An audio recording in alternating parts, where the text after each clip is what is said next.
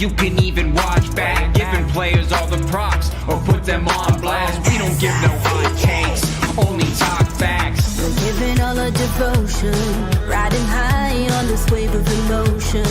Going all out, yeah, cause this is our time. No, ain't no stopping us till we reach the finish line. All in, we came here to win. We're gonna give everything. S-I-C-K on the run. S-I-C-K, sick, sick. On fire, we're ready to fight. We'll bring the house down tonight. S-I-C-K on the run. S-I-C-K, sick, sick.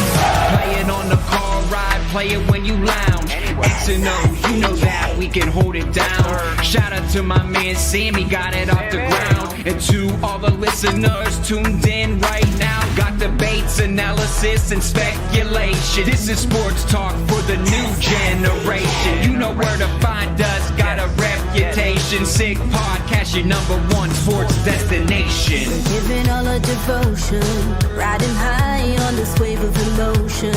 Going all out, yeah, cause this is our time. No, ain't no stopping us till we reach the finish line. All in, we came here to win. We're gonna give everything. S-I-C-K on the run. S-I-C-K, sick, sick. On fire, we're ready to fight. We'll bring the house down tonight.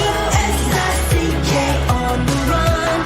S-I-C-K, sick, sick. S-I-C-K, it's the sickest podcast. Tune in for the audio, or you can even watch back. Giving players all the props or put them on blast. We don't give no hot takes, only talk back. S-I-C-K, S-I-C-K, S-I-C-K, S-I-C-K, S-I-C-K, S-I-C-K, S-I-C-K. All in, we came here to win. We're gonna give everything. S-I-C-K on the run. S-I-C-K, sick, sick. S-I-C-K, it's the sickest podcast. Tune in for the audio, or you can even watch back. Giving players all the props or put them on blast. We don't give no hot takes, only talk facts. We're giving all our devotion, riding high on this wave of emotion. Going all out, yeah, cause this is our time. No, ain't no stopping us till we reach the finish line. All in, we came here to win. We're gonna give everything. S-I-C-K on the run. S-I-C-K, sick, sick. On fire, we're ready to fight. We'll bring the house down tonight. S-I-C-K on the run. S-I-C-K, sick, sick. Playing on the car ride, play it when you lounge. X and O, you know that we can hold it down. Shout out to my man Sammy, got it off the ground. And to all the listeners tuned in right now, got debates, analysis, and speculation. This is sports talk for the new generation. You know where to find us, got a reputation. Sick Podcast, your #1 sports destination. Giving all our devotion, riding high on this wave of emotion. Going all out, yeah, cause this is our time. No, ain't no stopping us till we reach the finish line. All in, we came here to win. We're gonna give everything. S-I-C-K on the run. S-I-C-K, sick, sick. On fire, we're ready to fight. We'll bring the house down tonight. S-I-C-K on the run. S-I-C-K, sick, sick. S-I-C-K, it's the sickest podcast. Tune in for the audio, or you can even watch back. Giving players all the props or put them on blast. We don't give no hot takes, only talk back. S-I-C-K, S-I-C-K, S-I-C-K, S-I-C-K, S-I-C-K, S-I-C-K. Turn up your volume. Because you're about to listen to The Sick Podcast. The Eye Test with Pierre McGuire and Jimmy Murphy. The Stanley Cup winning Colorado Avalanche.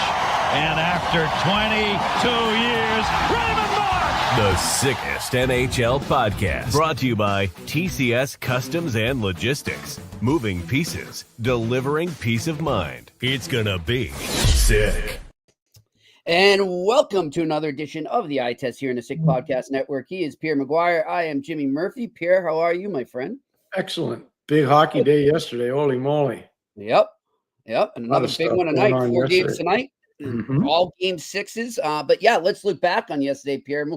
Let's start with the game the majority of our viewers and listeners were focused on, and that's the Montreal Canadiens losing game 5 in their season ending to the Washington Capitals there. But Pierre, look, as we said as we went off the air yesterday, this Habs team has nothing to be ashamed of. Hold their heads high. I mean, this was some bonus hockey a lot of people didn't see coming, and I think this team learned a lot.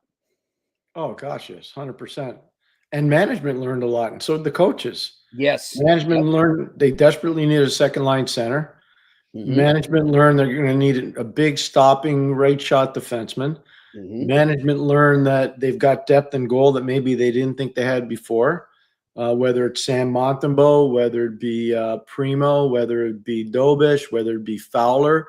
Fowler in his first professional playoff start last night in Cleveland, not an easy place to play. Rocket Mortgage Arena in front of almost 10,000 people, wins a game, his first professional game, 3-2. Yep. So, there's a lot of watch parts of that too, Jimmy. He wasn't just NHL, watching a lot of stuff.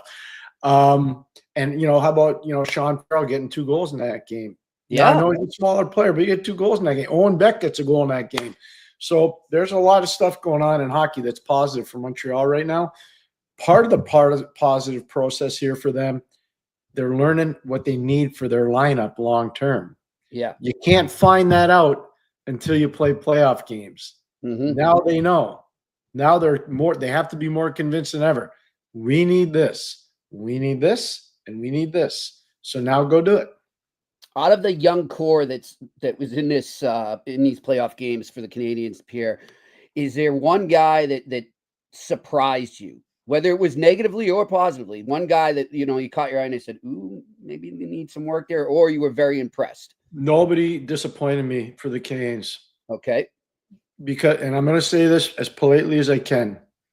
Patrick Laine, and I told you Patrick Laine got hurt. Yeah. Everybody wanted to jump. Remember I said, don't prejudge. I told you. Did you see the video too of him in the locker room too when he couldn't really move one of his hands? That's what I'm trying to say. Yeah. And I heard what everybody said, and I came on with you the next day and I said, no. Do not judge players that are not playing, because in the playoffs you don't know. Yeah. You got to wait till the end. And you found out. But was I happy with the way he was playing before he got hurt? No, I wasn't. So doesn't mean I'm disappointed, but I wasn't happy the way he was playing. I would say this. Everybody else put a uniform on. They showed courage. They were coachable.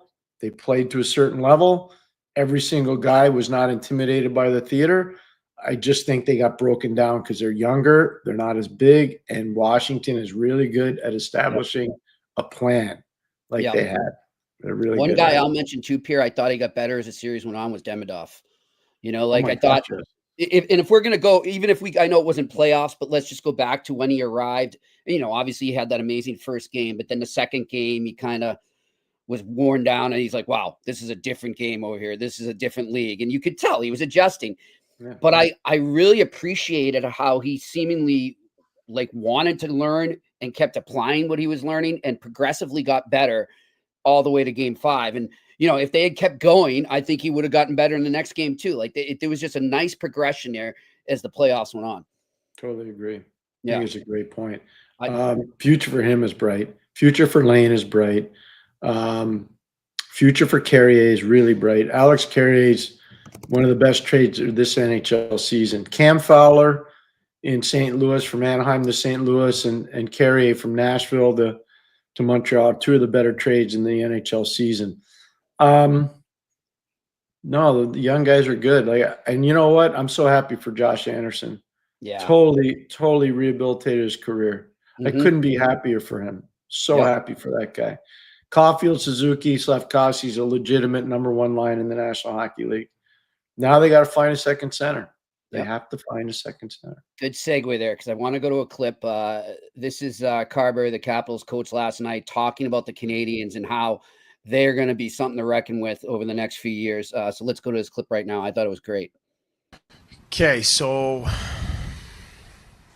one of the things that top line and what Lane Hudson has become this year, that's big time stuff in this league, and what they're able to do 5-on-5. And you have to, as an opposing coach, I remember this when I was in Toronto against Tampa Bay with Kucherov and Point, and at that time they had like a mix of who they were playing on the wing. But you would have to set a whole game plan against that line. And when they got over it, and it was, I remember this is something maybe interesting for when you're on the bench, you're just constantly, you've got coaches, you've got players that are, is Kucherov, is it Kucherov, is a Point, like trying to figure out who's coming out. It's the same way with Suzuki. It's the same way. And that's the ultimate compliment I can pay, though. I understand the team. I'll get to that in a sec, but those guys have gotten to that level 5-on-5 where you have to be ready for them, and you have to pre-scout against them, and you got to match up against, or else they're going to make you pay. And that, they're so young. So now you're just imagining, I don't even want to go to that place, but the next 10 years of having to deal with that. And then I just think they have a good complement of, like Montembeault, him being out obviously hurts the team. He was phenomenal early in the series, but then they also have these guys, Josh Anderson and Brendan Gallagher, and I know everybody's talked about Christian Dvorak and Joel Armia. So they've got this blend of some veteran, hard, heavy, know what it takes, and know the style of play that's required this time of year to go along with those young, skilled players that are, every time you're out on the ice, you have to be aware of them. So it's a good mix, and it's a good blend. And then you've got the Demidov kid coming that, I didn't want to say this in the time because I was like, it's going to burn me the second I talk about him and being so young and in the league. He's going to have 3-1, and I'm going to look like a fool in one of these games. But him and Lenny are very much in a similar spot. It's so hard. Like they're trying to get through shifts, 5-on-5 power play. He was excellent playing on that top unit. It's so hard 5-on-5 to do the things. Now those guys are going to have incredible careers, but it is a lot to throw him into a playoff series. No different than it is for Ryan Leonard.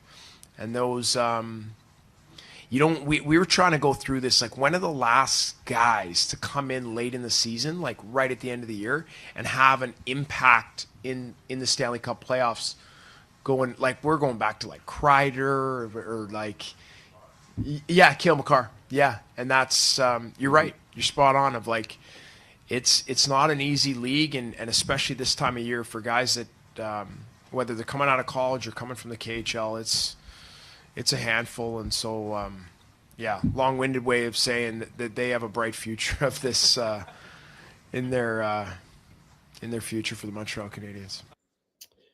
I thought that was really great there, Pierre. You don't usually hear an opposing coach speak that long about the opponent there, and it was so sincere. He'd be great to cover too, by the way. I was thinking that as I was listening to him. But, I mean, it's basically everything we were just saying there. And now teams are going to start. The one thing, Pierre, and you've said this too in the past, teams know now. I don't know if saying they've arrived, but they're coming would be the proper term. So teams are going to start to adjust and be a little more ready for the Montreal Canadiens. So that's something going forward next year, I would think, and correct me if I'm wrong, that will be hammered home, I think, in a preseason and training camp. That'll be the end of the year meeting. Uh-huh. We're not sneaking up on anybody anymore. They snuck up on a lot of people this year, especially in the middle part of the year because they started so poorly. Right. Can't afford a bad start next year. But I would say that what Coach Carberry said is very appropriate. Cale Makar is the best player we've seen come out of college in a long time. Kreider was really good. I did all their games. I did all of Makar's games when he came in. Did all of Kreider's games. Kreider was playing on a really good team. Those Ranger teams were really good. Tortorella was coaching, and they were really good. Colorado was just finding their way when McGuire came in, and he fit on that power play just perfectly with Nathan McKinnon and Gabriel Landeskog and Miguel Hampton, and that would be so for Ryan Leonard. We've been talking about Ryan Leonard before Ryan Leonard in Washington even knew what Ryan Leonard could do for them. He's starting to take over games now. He is. Wait until the next round. I'm going to say by game 3 of the next round, Ryan Leonard's name is going to be all over the score sheet. Penalty, 5 shots on goal, an assist, and a goal. Like you'll see by game 3 of the next round, unless he gets hurt, he's going to have his name all over the score sheet. Yeah, look at the depth he gives them on the wing now, Pierre. He's their third line right winger. Yeah, that's your third line. Most teams. And the only reason not higher is because there's a comfort having Beauvillier because he's a defensive conscience for Strome and Ovechkin. But, and he's not beating out Tommy Wilson. And Wilson's obviously been great. He and McMichael and Dubois have been phenomenal. Yeah. Phenomenal as a line. And Lars Eller's been really good for Leonard because he's teaching Leonard how to play in his own zone. Right. I told you before, Leonard offensively is going to be amazing, and physically he's going to be awesome, but he's going to be lost in his own zone because he's never had to play defense. He always had the puck. Yep. He's learning from Lars Eller how to play defense. Yeah. Lars Eller is a real good defensive player. At the most important time of year, too. Yeah, so it's Washington's a good team. They're not going anywhere. My only concern for them, I wonder about their depth in defense. I think their defense is good, too. Yes. But too many guys got a free pass because Montreal's not that big, physical, nasty piece of business. Carolina is going to bring a little more. Like Martinook's going to bring a little bit more. Jordan Stahl's going to bring a little bit more. Like you'll see Carolina going to cause some problem. Johnny Carlson's not getting free passes. How many times did John Carlson get hit in this series? 0. I know. He didn't get touched. Yeah. How many times did Sandin get touched? He never got touched. Those guys. One plays on the left, Sandin. One plays on the right, Carlson. They got to be mangled. Nobody touched those guys. Mm-hmm. So they're not getting that free pass when they play Carolina. Not a freaking chance. Yeah. So we'll see how good Washington is transition-wise, but they're good right now. I'll tell you that. I like them, though, in that series. I mean, we'll get into it more as we get towards that. But focus in on the first round still. They're always exactly. We got plenty of action to go over, and let's stay back on last night because we're going to get ahead. We're going to talk some Colorado. Oh, he's actually here now, so we'll review the rest of the games from last night. You got 15 minutes, and then we're talking more. Bye. After we speak to our wonderful friend Eric Lacroix to talk some Colorado Avalanche Dallas Stars Game 6 in Denver tonight. How we doing, Mr. Lacroix? Well, we're doing good. How about you guys? I mean, it's fun. You get to watch hockey every night, so it's exciting. Yeah, you got it going. Aren't you dressing for Game 6? Yeah, no, I it's funny. I told Nolan Pratt there this morning when he was walking out and I was leaving, and I said, "Hey, Prater, you want to dress tonight? Because if you do, I'll dress." And then I was like, "Yeah, maybe not. That would be a bad sight." Hey, Jimmy, Nolan Pratt was drafted by the Hartford Whalers. Just so you know. There we go. Nice. And did you coach him at all ever? I oversaw Nolan's departure from Hartford to Springfield, but nonetheless, Nolan was a really good player, smart, heady defenseman, very smart, very smart. He was tough too. He was tough. Very tough. He was a tough customer, if I remember correctly. Yep. All right, Eric. Let's get right to it here. What's been the difference in this series compared to the last time these two teams met in the playoffs? That's a good question. There's no question Dallas has always had the number lately of Colorado, right? It's been Colorado's nemesis, kind of, so to speak. Difference, I would say, this is a tight one. This is a tight one because if you go back to Game 1, which the Avs, walked away with a little bit, but then Game 2 and 3 goes to overtime, and you gotta remember, Dallas wins both, but Colorado had power plays in overtime. And they had a 4-minute power play in the second one, right? And there's the difference, Carolina, closes the deal, right? And Colorado didn't. So you're 2 shots away there from, potentially being up 3-0, right? When you think about it, like if you simplify everything, but you were down 2-1. And then they play that Game 4, and I would say, and I've seen a lot of Avs games, I would say it's probably and they won in 2022, and they've played good. I would say it's one of their top 3 games the past 10 years. They were awesome. And maybe Dallas was awful. I don't know. There's 2 teams out there, right? We all know that. But Dallas had no answer, and Colorado was unbelievable. So, and then they go to game 5, and I was expecting the same game a little bit. You know what? It's going to be their best. Now Dallas is going to have their best game. And then, of course, it starts sideways 9 seconds in. And for Colorado, and then which it gives Dallas obviously in the crowd, and if some say bad goal, lucky goal, whatever you want to call it, doesn't matter. They created their bounces, and I think that's the difference. I think Dallas has created their bounces a little bit more in Colorado, and both teams are good. And Colorado has not been able to take advantage of Heiskanen and Robertson not being there, and that's for me. It's like gives a little bit of swagger maybe to Dallas, you know what I mean? And McKenzie's been good in net for Colorado, but Ottinger's been really good. You know what I mean? So yeah. You know what I mean? So it's I think the special teams have been a little bit of a difference. And I know Colorado scored like 3 goals, but it's more about the timing of when Dallas scored. I think the Jamie Benn was a game 2. Yes. So all of a sudden they got Lehkonen takes a penalty, they don't score, and then McKinnon takes a penalty right after, and then Jamie Benn connects. You know what I mean? And then the timing, it's like timely saves, right? So, and then obviously the Wyatt Johnston goal last game, the one that goes through McGuire there, was that the 3rd goal or whatever? It is a key goal in the game. So I think Dallas has scored key goals on the power plays. And in Colorado, their power play has scored, converted a couple times, McKinnon basically. But I think their power play has been kind of taken away a little bit of what do you call that? Like momentum away from games. You know what I mean? Because it's really hurt them. And then game 4, the O'Connor scores that shorthanded, right? So I think that, you know what I mean? The power plays hurt them. The power play for Dallas has been better. I don't care about numbers. I'm talking about at the right time. You know what I mean? It connected. Where Colorado's at the right time did not connect, and it's cost them so far. That would be the difference in my book. What are the guys saying about Jamie Benn's embellishment? Yeah, it's been a topic here, right? It's Marchman, it's Ben, and as you guys know, both play hard, and I mean they play hard, but they just kind of taken it maybe a little bit to a different level. As you know, there's always supervisors here, and I'm sure it was a topic of conversation between Chris and or coach, right? And the league and the supervisor, which is Donnie Van Massenhoven on this one.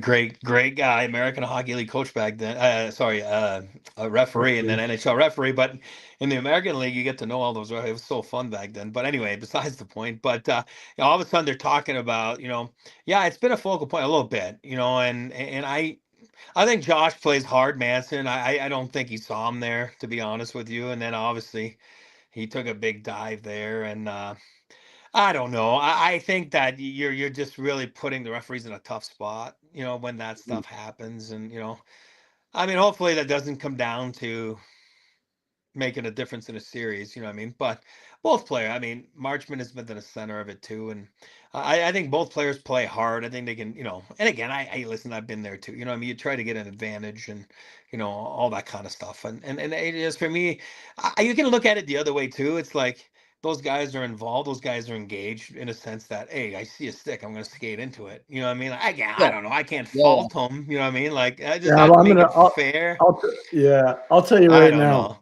You never would have done that, number one. Because I coached you. Yeah. Number 2, I was really disappointed. I'm not even going to pretend. I'm not going to play political correct in this one. I was really disappointed. I'm a huge Jamie Benn fan. Going back to when he was playing for the Kelowna Rockets, going back to played for Canada in the 09 World Junior. He was a phenomenal player, always has been. I was really disappointed when I saw that. I'm just being honest. And I would tell that. I'd tell him that to his face. I was disappointed in him. Yeah. Well, there was a lot of and actually it's so funny because how social media is now, and I was reading. No, Jimmy does that for me. I don't go there. Yeah, well, I'm not very good either. But I was looking yesterday morning, and then it said Department of Player Safety will have a hearing with Josh Manson, and I'm like, it really got to me. I was like, man, I'm looking back at the game. I'm like, For what? Like, yeah, I mean, like, what did he do? You know what I mean? And then it was about that play, but it was all sarcasm, obviously. But I really was like, then I started looking into it. And I'm like, oh, okay, they got me. You know what I mean? Fair. They got me. You know what I mean? Like, yeah. So it's really been a subject. Yes, for sure. You guys are right. It's been a little bit of a subject of conversation here. You know what I mean? About the diving stuff. Eric, how do you think, they made some great additions at the deadline, obviously really reshaped the lineup, especially up the middle. And Pierre and I have been crediting them so much for the way they were able to do that and saying they may be the deepest team up the middle on paper heading in. Mm-hmm. From afar, and you're there closer, you're at some practices and stuff. How are those guys fitting in both on and off the ice? And do you think, have they found their spot yet, their sweet spot in the lineup, or is there more that they could do there to kind of blend in better? No, I think those guys have been awesome, like the Nelson and Coils, and obviously you guys are familiar with Charlie, and I think he fits in perfectly. He was asked down the stretch to play a little more because of guys weren't dressed or McKinnon wasn't dressed, so he got some power play, and his numbers were really good. But even with everybody in the lineup, he's a guy. He's got the most playoff experience of any Avalanche player here. I mean, he's at over in 120, I think, or 125. He's got over yeah, he's got a lot of games, and he's he's every year of his career. Yeah. Yeah. So I appreciate him. I do. I think a lot. I think the coaches appreciate him. The players do. The fans do. For example, I think Nelson, that second line got a little slow there. The guy that's been hard on with Natushkin hasn't really been productive. He had that one big goal, like was a 4-on-4, 3-on-3, whatever it was, made an unbelievable play. Other than that, it's been pretty sleepy.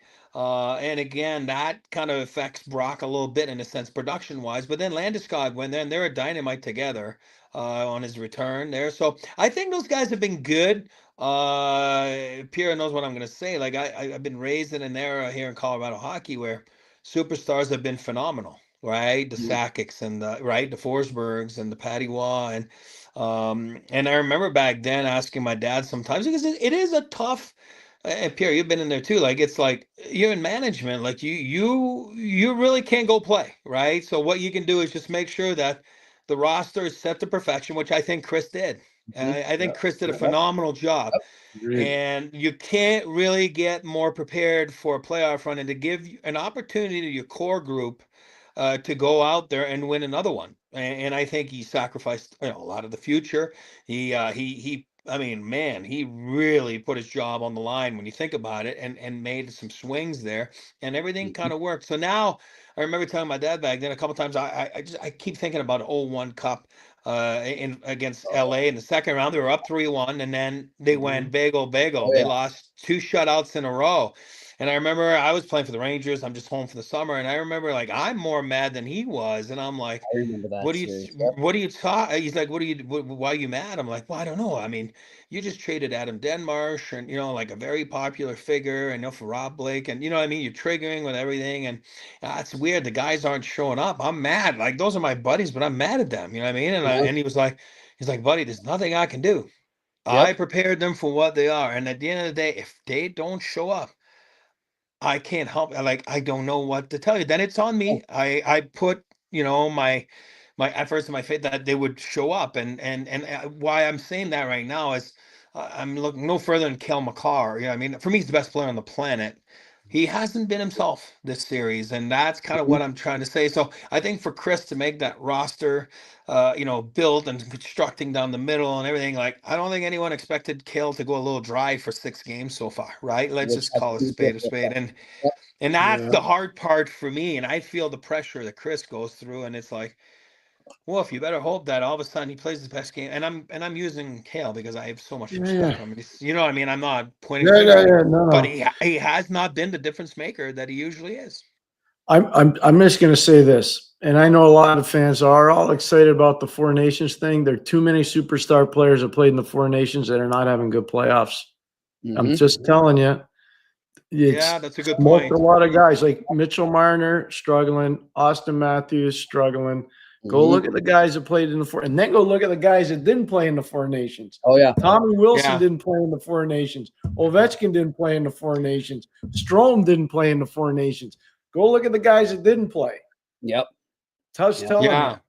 Or maybe a guy like Harley that really wasn't a key, a huge thing. But next He was thing a you know, late probably, add-on. He was a that's late right. add-on. No, Yep. but it gives them like, oh, I'm good, and then all of a sudden he's been unbelievable. This guy in this Yep. series. Who He would have thought that was. he'd be better than Cale McCarr? I don't like Yep. to say that because I'm Yeah. I'm an No, Avs fan. I think Cale will elevate tonight. I think there'll be a game 7 in this series. I really do. How's Yeah, the I agree. atmosphere in Denver? How's the atmosphere? Fans nervous? Feel good? How are they? Yeah, you know what? They feel good. I think they know they've been so privileged here, especially this past 8 years, right? Comparing to Avalanche 1.0, Avalanche 2.0, you got McKinnon, McCarr. Landeskog has been such an unbelievable story, and people are so excited. But the one thing that keeps coming back, and you like coaching, Jimmy, Pierre likes coaching, and like Pete DeBoer, 7-0 game 7s, or as always, beat Jared Bednar. I don't buy that because for me, year after year is different, but that's all Players you hear. change. That's all you hear. It's different. It's 10 different players this year from trade. You know what I mean? From the players start of the change. year to now. But it's funny because that's all people talk about. They talk about Pete DeBoer owning Jared Bednar. And I'm not making fun of Pete saying this. Obviously he's a great coach, and but then and if you go to game 7, it's doomed because he's 7-0 in game 7s, and you know what I mean. So it's like you can't win. Everybody's so nervous, but you're trying to win game 6, and everybody's thinking of game 7 that it's over anyway. And then so it's like, I don't know. I think people are. That building was sold out here for Landeskog last few days, whatever it was. That's where it's going to go. That's going to be the last question. Yeah. And it's so amazing. And again, this What a morning he great talked story. to, he was so, you know what? He's laughing. He's in the locker room. He's in there. People are asking him. He's like, you know what? He goes, another great day in paradise, right? Because this guy's been through so much, and it's like he's walking around yesterday with this little guy, and it's funny when you're around a team so long. Like, I knew him when he was 18 years old, and he didn't even know how to write a check or whatever, you know what I mean? But it's like now he's a father and kids, and you see him walking around, and I'm like, all right, you know what I mean? This guy gets it now. He's been through a lot, and I think that can transpire to the rest of the team, you know what I mean? To really make it, like where they go play their game tonight. Hopefully they're just on top of their game, and they put their best foot forward. I think they win tonight for sure. I love what he's saying though, because he's right on. He's like, he's been around the room. You can get the vibe. You can tell. I talked to a kid the other day that was playing in a game 6 in a playoff series, and he said, I could tell in the warm-up that our guys didn't have it tonight. Could tell. Just for whatever reason, there was a disconnect. You can feel it. You can tell. Eric, you feel it in the dressing room. You feel it on the ice. There's just a disconnect. I think they'll have it tonight, Colorado. I do. I think they'll have it tonight. Yeah. Oh, I do. I feel good. Yeah. The final question for me too: any of the young guys that you've seen that have stood out to you in this series that maybe you weren't expecting? I tell you one thing: that fourth line's been unbelievable for the Avalanche. Jack Drury. Yeah, that's what I was going to say. That's what I was going to say. Again, I'm not very familiar with him because of I've been in the East, and you know what I mean. But he's been awesome, and you're asking him to play a dirty game. He's been fitting in so nice with O'Connor and Parker Kelly. That those guys are your fourth line. But again, look at the minutes every night. They don't play fourth line minutes. They play like third line minutes, and he's been awesome at draws. He's been awesome on the PK. He's great at the and man, oh man, and I know you coach his dad Teddy and stuff. So again, I'm used to his uncle Chris, but wow, he's what a nice kid. He looks to be a nice kid and smart and just gets it. You know what I mean? Does the right things, plays hard. So yeah, you're not a lot of young guys in this team. You know what I mean? Obviously, because it's a veteran of a team, but that would be the guy that sticks out to me because he's really making a nice nest for himself here in Colorado. You know what's cool about this? Jack Drury, and I told a lot of people this, reminds me of young Eric Lacroix. Oh, nice. Well, I didn't think I was that good because I think he's good, but you know what the biggest difference is? You were more physical. Yeah. He maybe is a little better with the puck in different areas, but you influence the game the same way. I'm just telling you. No, and I told a lot of people that, just so you know. I appreciate that. No, he's been great. He's been great. It's nice. All right, man. Well, listen, Eric, we appreciate you taking the time. Enjoy the game tonight. When are you heading down there? I'll probably get down there. Everybody's at 2:30 right now. A couple hours, right? I still got time. You know how that Willy Wonka in the Chocolate Factory, they have the magic key? He's had that for a few years. Don't worry. Well, I'll get there. He's all right. Eric Lacroix joining us Thank you. the Eye Test on the Sick Podcast Network. Always a pleasure talking to him, Pierre. He's plugged in. He's Yeah, plugged in. and he's such a good person too. Well, he's a winner. He's you have no idea. I recruited him and just you knew right away it was a winner. His brother Marty's the same way. Danny LaPerriere, all those kids, Greg Carvel, they all came together, and so you get to know them away from pro hockey and in college. And then you see how they all turned out. It's just amazing. It's unbelievable to see how they all turn out. News coming over the wire here, Pierre. Another longtime TV announcer with the Rangers is retiring. Joe Micheletti announcing his retirement here. Just seeing this, people are just texting it to me. So always enjoyed his work. I got to know him a bit long time ago when I was working with the Islanders right out of college. But wow, interesting. A lot of change in the booth, and I think probably on the ice. Joe was a really good partner. I worked the playoffs with Joe for probably 8 or 9 years. Really good person. Great hockey family from Hibbing, Minnesota. You know who his buddy is? Who went to school with was Kevin McHale. Oh wow, that's basketball interesting. Player, yeah. And I remember we did a game in Colorado. I'll never forget this. We were doing a Colorado playoff series. Might have been against San Jose. And we walked into the lobby of our hotel, and there was big Kevin McHale and Joe was with them. They embraced as if they had known each other for 50 years because they had. You know what I mean? It was pretty amazing. But yeah, Joe has had an amazing career. Kenny Albert's taken over the play-by-play job there with the Rangers. So it'll be interesting to see what they do internally. I'm sure they probably have some former Ranger that whether it's Brian Boyle or somebody else, in-house Steve Alaked, who's been working on their studio show. But Joe's an amazing guy. He's a grandfather multiple times. His daughter's married to Mike Modano. So I know that he likes to spend a lot of time golfing with Mike. So Joe's special. I'm going to call Joe as soon as our show's over. He had an amazing career, and he's a special, special guy. He was a great teammate. I can tell you that. Joe Micheletti was a great teammate. You know what I want to say too that I noticed about this Pierre? I don't know. Do you know him better than me? But I want, he had to maybe be really seriously considering this down this season, during the season and down the stretch. But we didn't hear anything about it. And I think that was, correct me if I'm wrong, the way I read it is that was on purpose by him, so he wouldn't steal any of it away from his partner. Oh, I bet it was. You know what I mean? And that's I bet it was. It was because when they said Sam was done and Kenny was coming in, they still said that, Joe was going to be working. So he didn't want to say anything. Yeah. But the last games I did with Joe, he knew Kenny. It was Kenny first and then Johnny Forslund. I shared it with both of them, all three of them actually. I knew I was leaving to go work for Ottawa.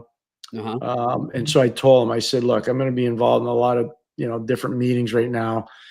Can we switch to this time? So we have and they were so accommodating. They were phenomenal.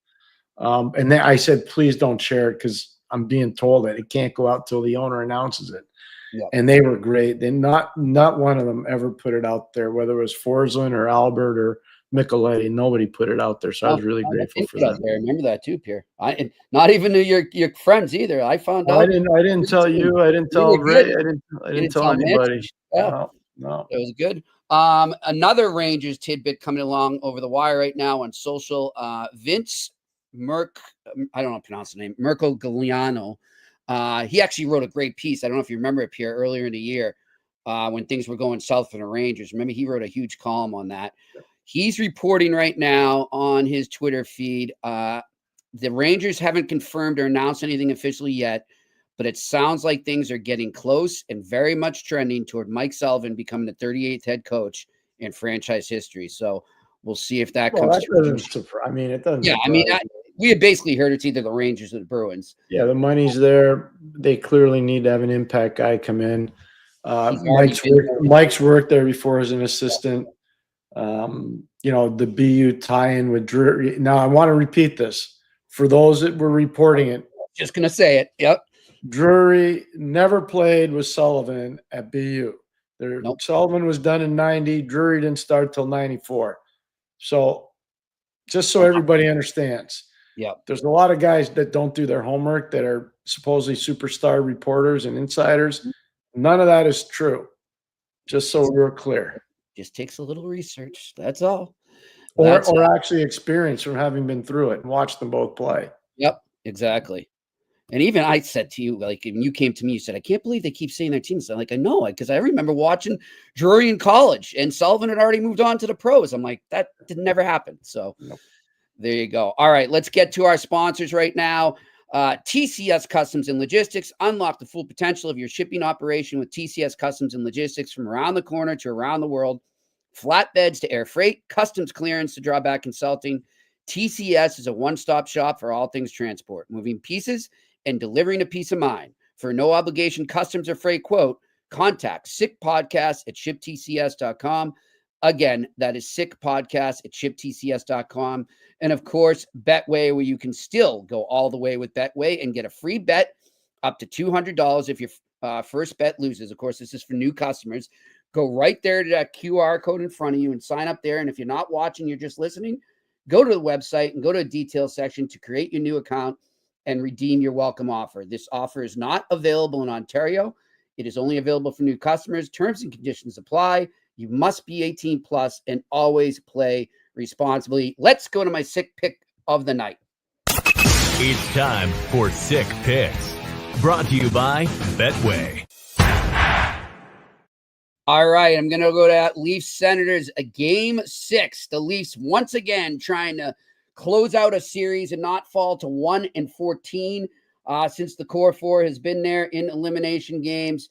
They're in there right now. You can get them at -102 on the money line. Senators are -118. It's basically a pick 'em there. It actually just flipped though a little. It was before the Leafs were the slight favorites, but take the Leafs. You'll get way more value if you think they're going to win, and I do. I think they close it out. Take them on the 60-minute line, where you can get great value at +165. They just have to win within 60 minutes. If the game goes to overtime, you lose.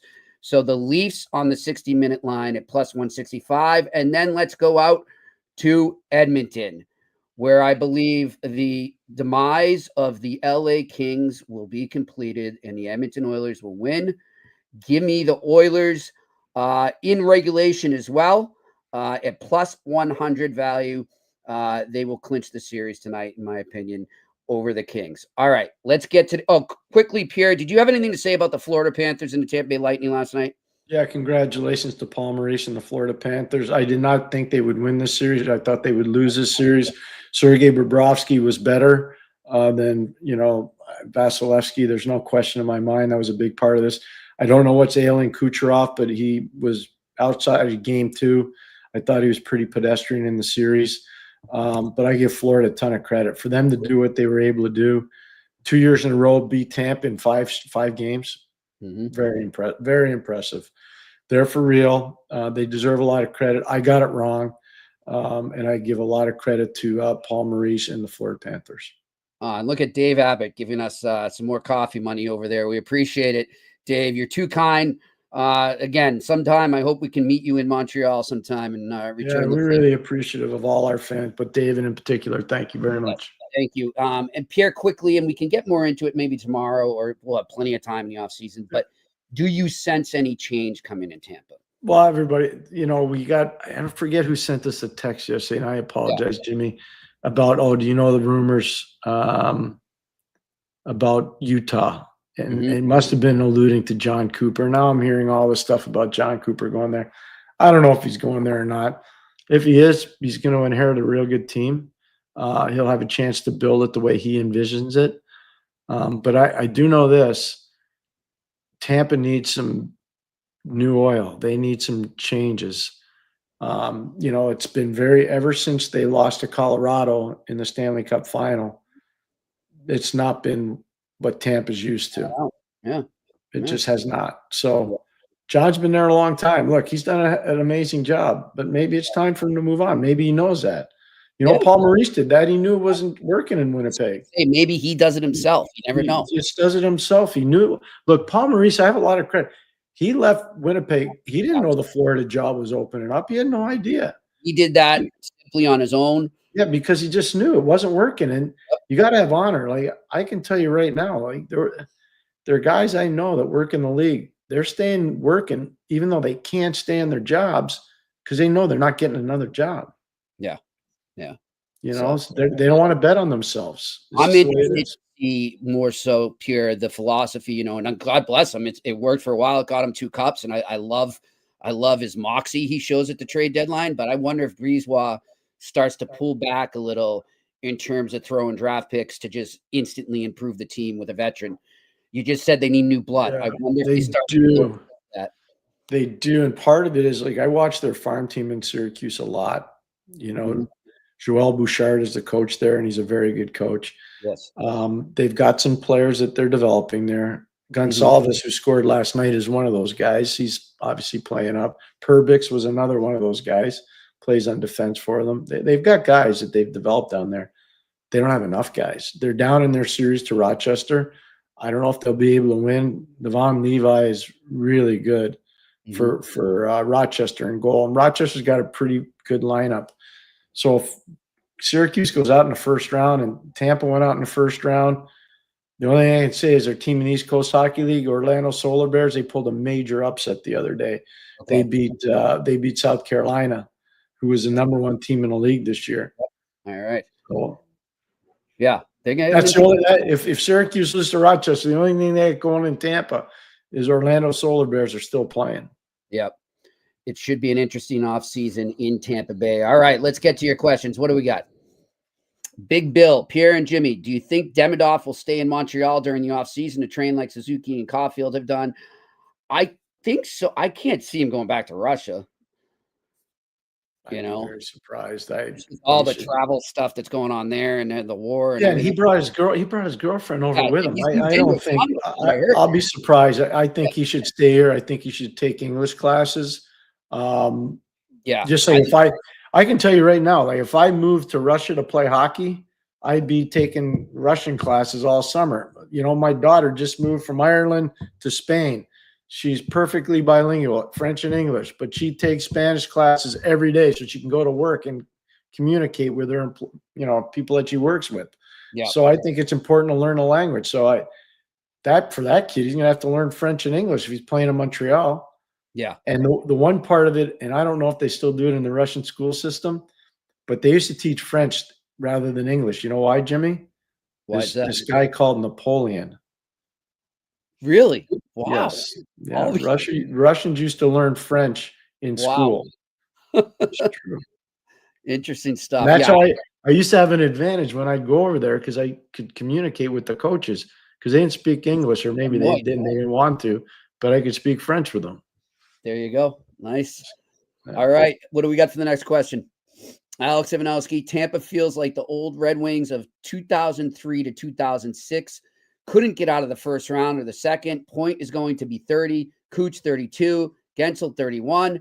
Hedman 34. Is the window closing on them, or has it closed? I think it's closed. I think this was their last best chance, and I was bullish on them. I thought they would get to the Eastern Conference Final. Actually, no, I thought they would lose to Toronto in the second round. Toronto's not there yet. Florida is, so I got it wrong on the Tampa-Florida side. But I thought Tampa would get by Florida, and I definitely got it wrong. I think the window's closed on them. I do. I think the window's closed on them. All right, next question. Renaissance Resistor, which Habs players do you expect to play at the Worlds, and would you send Kapanen to Laval? I would send Kapanen to Laval. I don't know what he has contractually. Sometimes agents say, you know what, if he gets sent down, we'd prefer him to play in the World Championships, or we don't want him to go to the American Hockey League because he just had a full season in Sweden.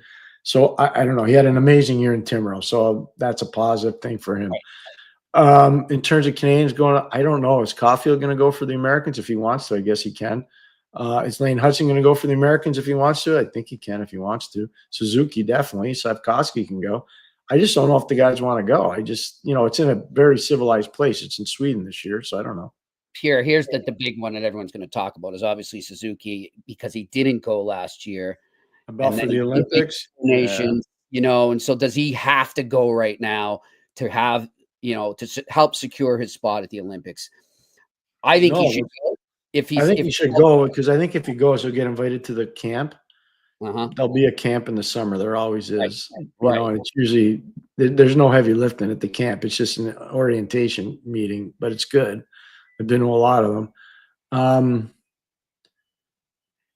I think he should probably go if he's healthy. Yeah. But I just don't know. Again, Jimmy, I told you about Line. I knew he was hurt, and everybody speculated, oh, he got benched. No, he was hurt. Has anything come out on Hudson at all? If he was battling anything, because man, I haven't heard anything. I have not heard anything. But I'll tell you what, Jimmy, like he wasn't as quick. Wasn't as quick. I don't think he's ever had physical hockey like that in his career, Pierre. No, look, it's hard. Yeah. You play 5 hard games or 6 hard games. It's hard. And then go play 7. Go play game 7 and see how you feel. It's hard. But it was a valuable lesson for sure. All right, next question.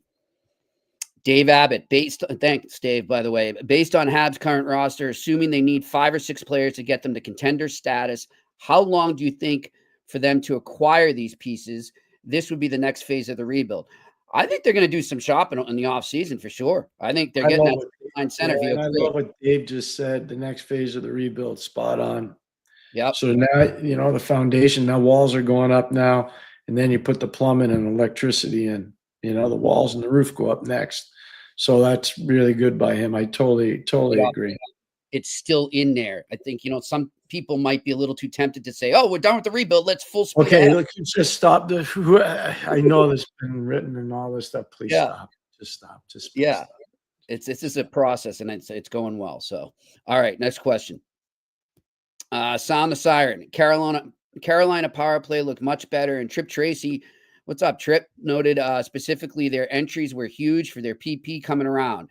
And their PK is stout. But do you see this series getting into a grudge match? Yes. Well, that's why Washington will watch. Washington's going to turn it into a street fight like Florida Panthers do.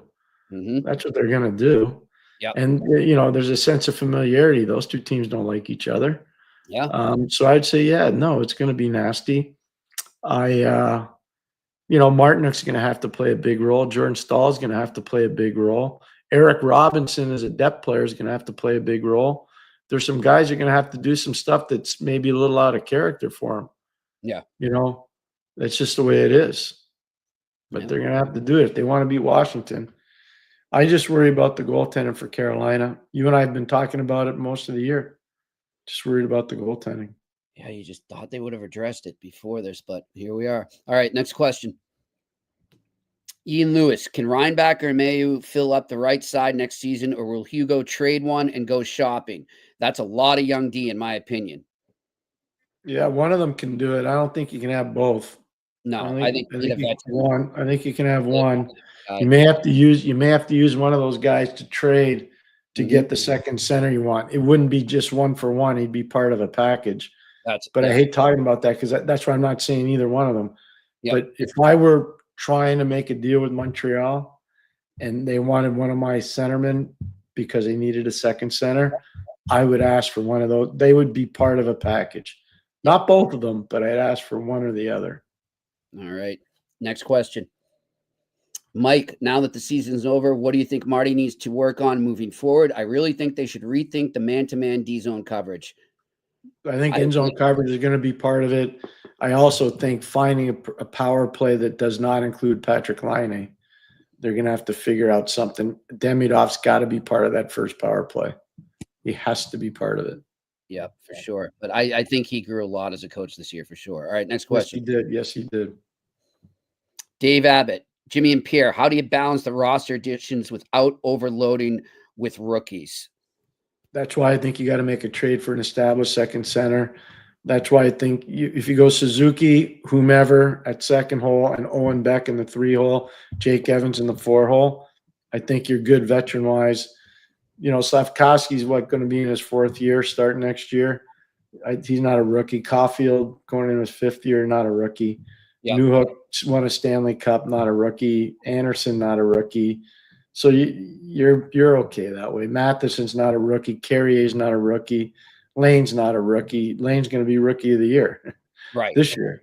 Right. So, no, I think you're okay. I wouldn't worry about it. That's not going to be an issue. I did think about that, Pierre, when we were listening to the Carberry clip there, where he was crediting them for putting guys like Josh Anderson, Brendan Gallagher, Christian Dvorak, that they had those guys around him. But as I'm listening to him, I'm like, yeah, but how many of those guys are going to be there next year? So they might have to reestablish, shuffle that veteran presence in via free agency or the trade market. Well, the big question is going to be what happens with Kirby Dach.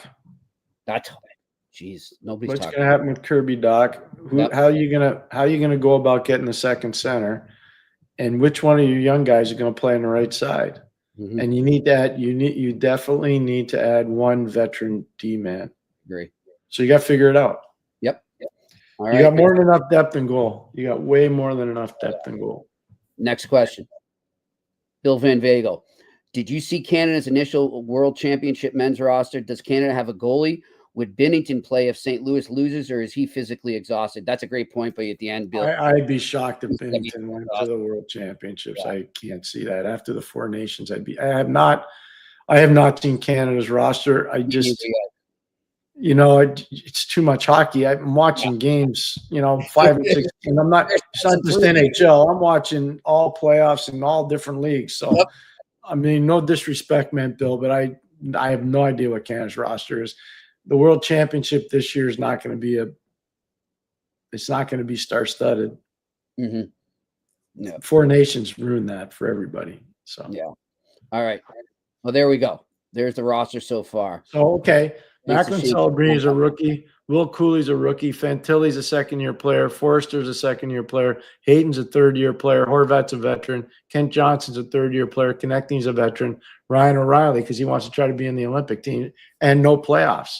So he's going to play. Dobson's a kid. Riker Evans a kid. Montour, he wants to be in the Olympic team. Sanheim wants to be in the Olympic team. Uyghur wants to be in the Olympic team. Yep.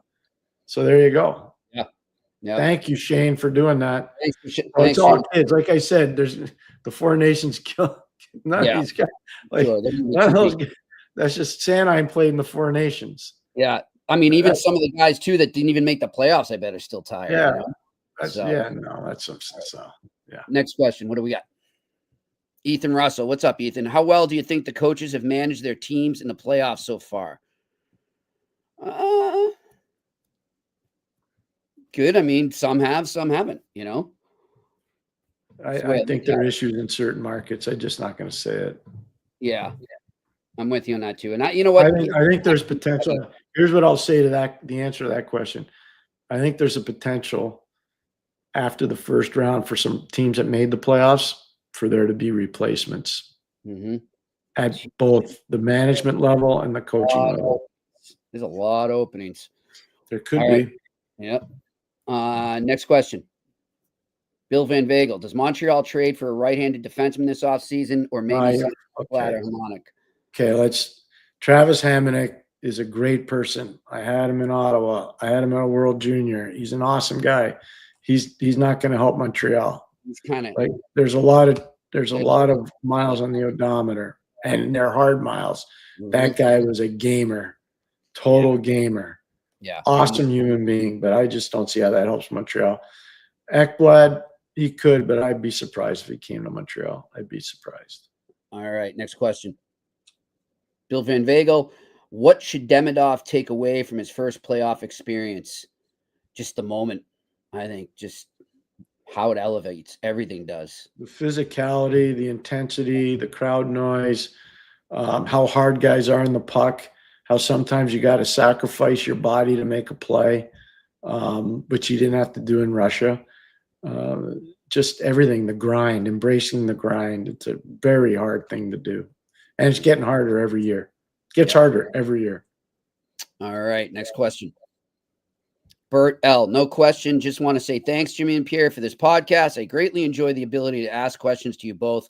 Hands down, the best hockey media out there. Well, we appreciate it, Bert. That means a lot. Thank you. Bert, you have no idea how much I love doing this with Jimmy and how grateful I am that we have this platform. And as long as I can talk and be part of this, I want to be part of this. So I'm really grateful. So thank you. That means a lot to Jimmy and I. Thank you. And this is our favorite part of the show, too, is when we get to talk. It is for sure. Next question. Dave Abbott, do you think the Habs made a D-system adjustment last night? It appeared that they had the offside winger Caulfield covering the high slot in the second goal where he lost the D-man on the goal. No, that wasn't an adjustment. That was his man. He was poaching on the offensive side of the puck. He made a mistake. He made a bad read. Watch his reaction on tape afterwards. I talked about it with Tony and Chris Nyland last night. And Nyland was laughing. I said, I made the statement. If he was playing for Jacques Lemaire and that happened, he'd get to the bench and he'd get an earful. He was cheating. He was cheating on the wrong side of the puck. It happens. It happens. It's okay. That's not an in zone adjustment. That's just a bad play made by a good player. And it happens. It just happens. All right. What else we got? Chris Blue Shirts. Hey, Chris. Question for Pierre. What would it take for you to reunite with Kenny doing Rangers games? Call me. Yep. There you go. Call me. All right. Next question. Randy Workman, Jimmy and Pierre, what was your biggest upset in the playoffs? Mine was the Flames 86 over the Oilers. Oh, Jimmy should have one that's pretty recent. Ooh, yeah. It would be the Florida Panthers over the Boston Bruins in 2023. Jimmy would have that one for sure. Covering and as a fan. So I'm saying in my life. That's top. I got one for you. Yep. Scotty Bowman's first year, 1993-94. He's in Detroit. They're the 1 seed. They lose to the 8 seed, San Jose. Jamie Baker, one of my old players, scores the overtime winning goal for San Jose to beat Detroit. And that led to so many changes in Detroit. Yeah. It created the 3-headed monster with Scotty Bowman, Kenny Holland, and Jimmy Devellano. Yep. It led to the rumored trading of Steve Yzerman, which got his attention. They were going to trade Yzerman to Ottawa for Alexei Yashin. Go look at the newspapers. If you don't believe me, trust me. They were. I was involved on the Ottawa side, so I can tell you. It led to the overripe rather than underdeveloped. And it also led to, we need to get an established goalie. So they went out and got Mike Vernon, and they went with Chris Osgood. They developed Osgood. So that changed the dynamic in Detroit from 94 to about 2009. So that's 15 years. Amazing. That loss changed 15 years of hockey in Detroit. It shook them to the core. It did. Yeah. So that, as much as that one that he's talking about, because that's the Theo Fleury moment where he goes on the ice and he's swimming. I think that's the one he's talking about. If I'm wrong, tell me. But I wasn't alive for it, Pierre, but I know you were, and I hear you and our good friend Mitch Melnick talk about it all the time. But pick your series of the 71 and Habs. Was it against the Bruins or the Blackhawks? The Bruins comeback. Jean Beliveau. I forgot the game number now, but Jean Beliveau. It's the last Stanley Cup he ever won as a player in 71. Jean Beliveau engineered a comeback. I think they were down 5-2. Montreal was. It might have been 6-2, but I think it was 5-2. Right? What's that? Was that Boston Garden too? It was at the Garden. It was at Boston Garden. Yep. And Beliveau engineered the comeback, and they never looked back because they had this guy named Dryden in goal, which was unbelievable. And the best part about that run in 71, Jacques Lemaire, Montreal is down 2-0. Jacques Lemaire scored from center ice against Tony Esposito in the old Chicago Stadium. And then Henri Richard scored 2 goals, and it was over. Canadiens won. I was 10 years old watching that, and I was like, this is the best thing ever. I'll never forget it. My grandfather never got over that one. I'll tell you that as a Bruins fan. Never forget. All right, next question. Gabriel Lamb, what kind of changes will the Kings make? To me, the GM and coach have to go. Gabriel, I think there's going to be some changes there. I don't know what, but this has not gone well. And by the way, I had the Kings in 5, so I own my bad call on that one. I'm with Jimmy. I've been owned my bad call too. I had the Kings winning, but I said it would be a 7-game series and Kings would win all 4 at home. I said that. I thought they'd lose in Edmonton and win all 4 at home. That's what I thought. So, they're going to have to win 1 on the road and 3 at home, or they're not going to win. So, who knows? Hockey's crazy. Stuff happens. You never know. I referenced that 91 Bruins Penguins series here. I have that same feeling I saw when it was just like this avalanche that the Bruins couldn't stop against you guys. That's the feeling I got for the Kings right now. I don't know. But again, and I know he watches so much, but that thing doesn't happen without Kevin Stevens. It just doesn't. And every guy that was in that meeting, and there weren't a lot of us, there were probably 24 players, 25 players, 3-4 coaches, couple trainers. That was it. So let's say 32 people. It was Kevin was a man, like he was a man in that meeting. Changed the whole dynamic of the whole thing. Awesome stuff. I wish we could have taped that. That would have been a good 30 for 30. Like they had it in, and these things they do now, You know how they do these things now? Like we didn't have, I don't even think it would have been allowed to have a camera in the room because there was so much swearing and stuff. You know what I mean? Like it was like off-color language and all that stuff. But I wish people could have seen how intense that was. Like it's one of those I'll always remember. Yep. It's good. Good stuff. All right, next question. Ron LaRoque, is Scotty going to be on before the second round? Yes. Okay. You want him on? Yeah. Do you want him on? Want him on? I want him on. He's watching right now. They want you on, Scott. You're coming on.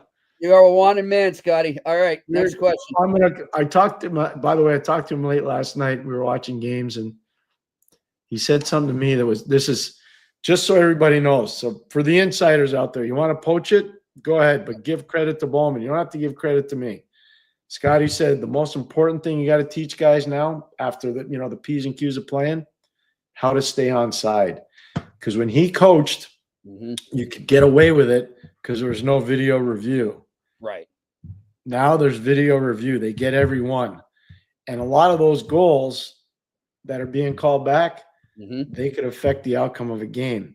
Huge. So you got to make sure when you have quality rushes, and he says you got to practice it. We were talking about this last night, just to throw it out there. So if you want to talk about something that could really help these young coaches, Scotty nailed it last night. He said, guys have to pay attention offside, and it starts in practice. It's the truth. That's from him. That's right from him.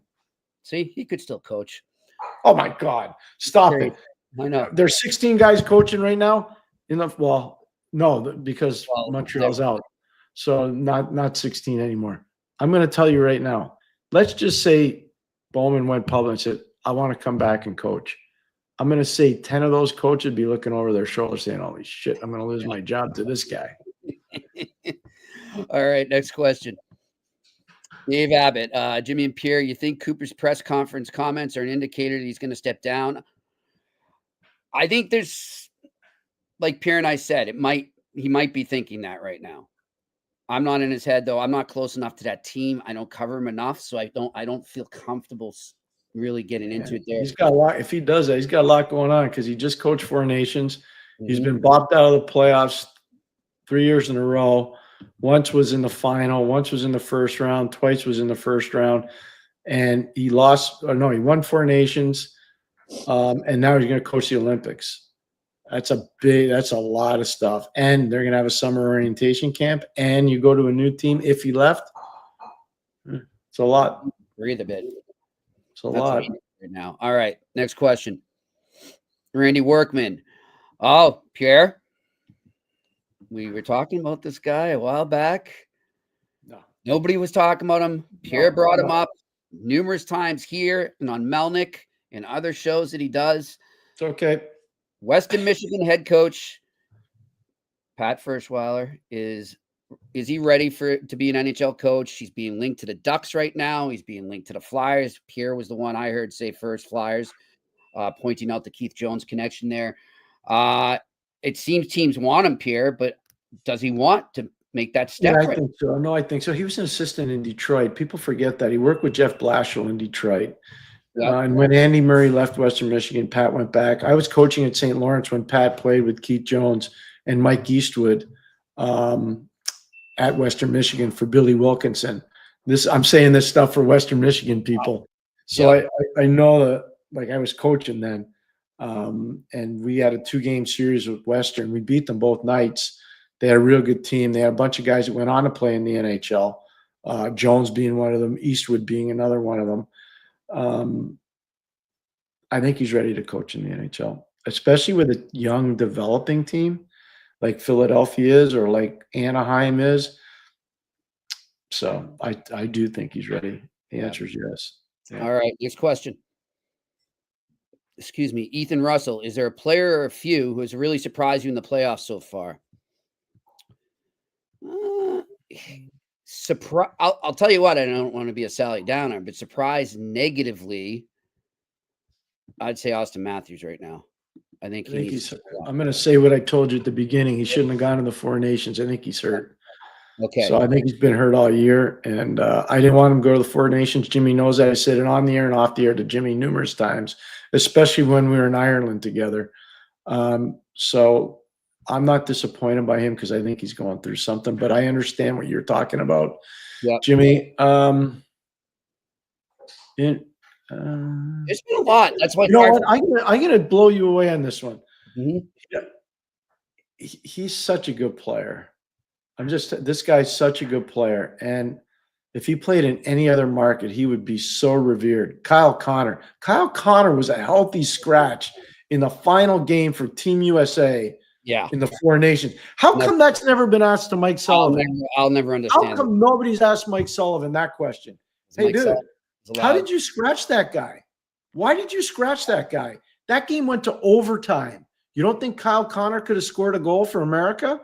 Yeah. He's one of the best pure scorers in the league. So I'm going to say it again. How come nobody asked the coach of Team USA why Kyle Connor wasn't playing? Yeah. I'm with you on that. You know what? That guy's playing his butt off this playoff series. Yeah. He's an amazing player there. I'll actually go. I mentioned off the top of the show, Logan Thompson. You know, like I know he's a good goalie. It's not like this is some revelation. I know he's always been a good goalie. That's fair. That's a good one. I like really that. Yeah, that's a good one. And then here's the other one. Not surprised because I knew his body of work. They almost destroyed him. I talked with Jeff Merrick about this today. Connor McMichael. Connor McMichael is playing as well or better than any player in Washington. Good call. He's been as good or better than anybody in Washington. Yep. Good call. And they rushed him into the NHL, and they realized, we're killing this guy's career. We're sending him to play for Todd Nelson in Hershey. And they did, and he spent a couple years there. They won there, and Connor McMichael's back now. Yep. But they almost killed that kid's career. Yeah. So I'm with you on that. And last one I'll throw in there, Tyler Seguin. I think he's good for you. Really good for you, Jimmy. Yeah. Good for you for saying that. Good. All right. Next question. Ethan Russell, if Tampa decides to shake things up, how would they go about it with a little draft capital and prospect pool? Sign guys, free agency. Florida's a no-tax state. It's a big-time situation. They treat their players amazing there. I know Mr. Vinnick has sold good portions of the team, but he's staying on for 2 more years after this. You're walking into an amazing situation. Jeffrey Vinnick is an amazing man. He's an amazing owner. I'm just telling you, he really is. So I would have if I were a player and they approached me, hello, Ryan Donato. If they approached me, I would be going to Tampa. Yep. I would be going to Tampa. Do you think he goes to market, Pierre Donato? Right. I don't know. I mean, I thought something would have been done by now. That's what I mean. It's gone a little ways. He's got 30-plus goals for Chicago on a non-playoff team. Chicago, you know? I don't know. Maybe I should call his agent. Maybe we should have his agent on to find out what his agent's doing. Matt Cater. Our good friend Matt Cater on again. Yeah, maybe Cater should come on and say, what are you doing with Donato? All right. Next question. Derek Rendell. Do you see any similarities? This is for Pierre. Do you see any similarities between the current Habs organization and the Chicago Blackhawks with a young Taves, Kane, Keith, etc.? I do. I see a lot of it. I think it's such a valid question or a great point by the questioner. Really good. I see a lot of similarities. Spent a lot of time there. I should have been a taxpayer in the state of Illinois during those years. From 2009 to 15, I'd like to see how many days I was in Chicago. One time I remember, Jimmy, we stayed at, and I can say it now because I don't stay there anymore. I stayed at the JW Marriott. Okay. There was a massive snowstorm. I was there for 1 week. There were 3 games in 1 week in Chicago, and NBC told me just stay there. So I did. The snowstorm was so heavy that I think I was one of 5 guests in this mammoth hotel. Uh-huh. And it got pretty spooky because you can hear all the noise from all the other rooms. You know, it was kind of weird. But I was there a lot. They built a heck of a brand. Boy, the Blackhawks back then built a heck of a brand. They really did. Yeah, totally. All right, next question. Mike Cardano. Do you think Habs should consider trading for Anthony Cirelli for a second line center? If he was available, I would try that in a heartbeat. But I don't know if he's available, and I wouldn't in a second if he was available, but I don't think that's going to happen. All right, next question. Do you think Coach Q would be a good fit for Anaheim if he gets the job? Also, Ducks will put $1 billion, are putting $1 billion in to renovate the Honda Center. Yeah, they're actually doing a huge development project around the Honda Center. Gabriel, good point by you. So I think Gabriel. Yeah, go ahead, Jimmy. No, I think he would be a good fit there. I do. So yeah, no, I agree with Jimmy on that. And I don't revel in the fact that Coach Cronin lost his job there because I still thought he was a good fit. So what Joel Quenneville would do would bring the same ideologies he had when he was with Chicago. And that's where Anaheim's kind of team is right now. It's a Chicago model, Detroit model, Tampa model. That's where Verbeek worked and played. So it's pretty similar. Q would be really good, I think, there. And the people need to know this about the Samuelis, the owners of the Ducks. They're phenomenal citizens in Orange County. They're not just a little bit good. They're really good. I was blessed to go open up a Science of Hockey museum. The Samuelis paid for it all in Orange County. It was spectacular. And I talked to Dr. Samueli when I was there, and I couldn't believe what he and his family had done over the years to give back to the community. So, yeah, I could see all that stuff going on around the building. And you're It's bringing much a needed. coach like Hugh. Yeah, and you bring in Joel. I mean, if you get Joel, which I know somebody on this podcast reported. Hi, Jimmy. Thanks. Good job, Jimmy. All right, next question. Derek Rendell. Pierre, do you think Canada is eyeing Gardner McDougall for their next World Juniors head coach? The man wins championships. He's currently in the Q finals with Moncton. He's a really good coach. We've talked about this before with Gardner. We've actually talked about it a couple more than once or twice, I think. So I don't know what they're going to do with Canada's World Junior team. They should be good, though. Canada should have a real good team. But he would. I don't know why they wouldn't have him. But you never know. You never know. All right, next question. Politics matters in that promotion, that position. Politics are a big part of it. Zen Mysterio. Is this the fastest rebuild of all time? No, stop the nonsense. There's so many teams. You want to see a rebuild that won? 1990, the Pittsburgh Penguins didn't make the playoffs. In 1991, they won the Stanley Cup. In 1992, they won the Stanley Cup. In 1993, they won the President's Trophy. So let's just slow down. It's still going. That's just one example. That's just one example. Yep. All right. Next question. Murray McDonald, any early draft ideas in the Habs 16th and 17th pick on who they could choose? No. Not yet, Murray, but we will start to research that as we get closer. You do it. I'm too busy right now, but I will get there. All right. Next question. Mike, Pierre, after losing a playoff series, would you and the staff go watch video to see what went wrong? And would you use that series to see what your team needs? 100%. Of course. Yeah. This is when you learn your best lessons. All right. Next question. Derek Rendell, Pierre, which current Laval player has the best odds to make the Habs in October? Florian Jacki. All right. I like it. That's just my own opinion. Yep. I got to watch him play more. All right, next question. Derek Rendell. Hey, guys, in 2 years' time, the Habs will require 3 new assistant captains. Do you foresee who could be wearing the A? Gooley has my first vote. I think Gooley will. Yeah, I think Gooley's in there. All right, next question. Ethan Russell. How does a coach like Travis Green keep the Sens' confidence up after they went down 3-0 and lost twice in OT? Great to finally see that building rocking again. Well, I think biggest thing for Travis is he learned from Al Arbor. He played for Al Arbor. He played in the American Hockey League for Butch Goring.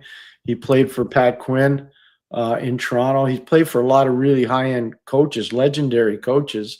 So he learned a lot from them. One of the most important things, and I was down in a series 3-1. We came from behind to win. It wasn't 3-0. You got to make sure you sell the players in your plan. Mm-hmm. You got to make sure the players don't panic and that they believe in your plan. And then they take care of them too. Yeah. Yeah. And if they do that, then you got a chance to get back in. But you got to stay calm. If you start getting negative and nasty and yelling and screaming, you're gonna lose. You're gonna lose 4 straight. All right. That looks like it's it. Shane is telling us from the boards there. up in Montreal. We want to thank everyone for their questions and listeners and the viewers, and also our good friend Eric Lacroix for talking some Avs with us. Pierre, you'd be bouncing around, I'm sure, like me today. Any other games outside the NHL tonight that you're watching? I got to look at my schedule tonight because I'm working the post game for Toronto, Ottawa tonight, so I got to have a focus on that, obviously. But I'll probably, I think there are a couple American League games starting tonight. There's nothing in the East Coast League tonight, so I'll probably look at I'll probably tune in a couple of those, but it'll be later after the Toronto Ottawa game.